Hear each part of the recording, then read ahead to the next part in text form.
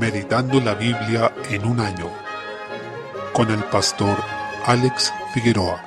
Introducción a la Epístola a los Romanos. En cuanto a su autor, se reconoce de manera unánime al apóstol Pablo, quien lo indica así también al comienzo de la carta, en el capítulo 1, versículo 1. El apóstol parece haber escrito esta epístola desde Corinto, o en zonas aledañas a esa ciudad, lo que se deduce de referencias internas de la carta. Su fecha estaría entre los años 57 y 58 después de Cristo. Sobre su contexto histórico y geográfico, el origen de la iglesia en Roma es incierto, pero hay certeza de que la congregación en esa ciudad comenzó antes de que el apóstol Pablo llegara al lugar, probablemente impulsada por creyentes que estuvieron en Pentecostés y luego volvieron a Roma, tratándose de una ciudad con un flujo constante de viajeros que entraban y salían de ella. La congregación romana ya era conocida a inicios del reinado de Nerón. El apóstol Pablo llegó a la ciudad aproximadamente en el 61 después de Cristo y 2 años después se le unió Pedro. La presencia de ellos aumentó la reputación de esta iglesia. La población de cristianos en Roma en ese momento era menor a la de los judíos. Sin embargo, el historiador romano Tácito comenta que numerosos cristianos fueron muertos bajo Nerón. La composición de esta congregación es controversial en la historia de la iglesia. Como en las demás ciudades, la iglesia en Roma debió componerse de judíos y gentiles, donde estos últimos eran mayoría. Dado el tamaño de la ciudad, los cristianos gentiles y judíos estaban esparcidos a lo largo de una gran área geográfica. Hay evidencia de que para el final del siglo I había 2 comunidades cristianas en Roma, una judía y una gentil. Esto da origen a una tradición, que cuando Pablo y Pedro llegaron a Roma, uno apóstol de los gentiles